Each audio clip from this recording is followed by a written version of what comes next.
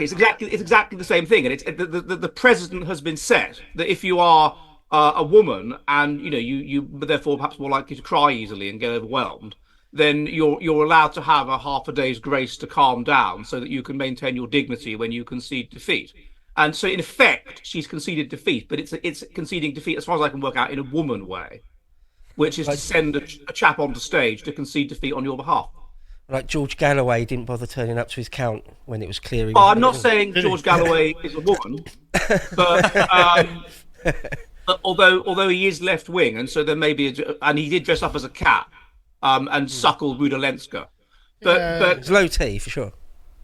No, he's not. He's like, isn't he like a polygamist or something? Hasn't he got like some? Oh, okay. Maybe not low T, just feminine. He's not reaction. Some kind of Muslim marriage. No, he's definitely It's the first, but I think he's pretty high T. I mean, I remember I met him years ago. He's a muscular, loud kind of a chap. And he's bald. So he's just like decided on the path of evil for the fun of it. Yeah. He's decided like Skeletor in that respect. Right. High T, but also still a bitch. Yeah.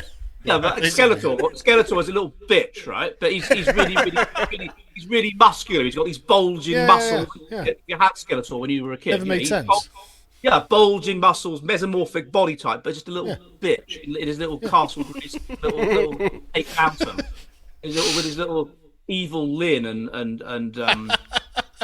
Modulok. Because you just never know where the conversation's going to go when you come. Modulok was.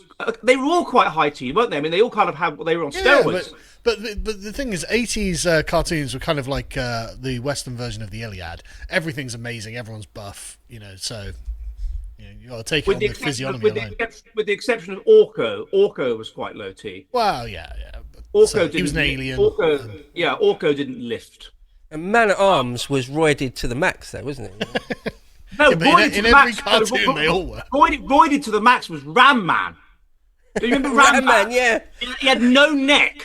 Neck at all. The tracks on Ram Man.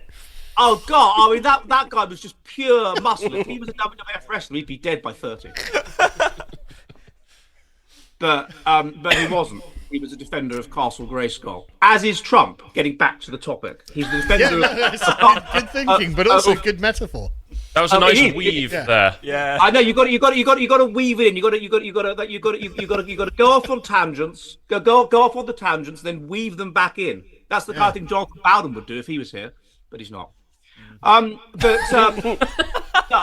just don't know what you're going to bring up next. If he was, he'd be excited, and he'd say, "Look, we're every attempt to be strong by saying we're sorry for what we have done. We're not sorry," and that's very much Trump's philosophy.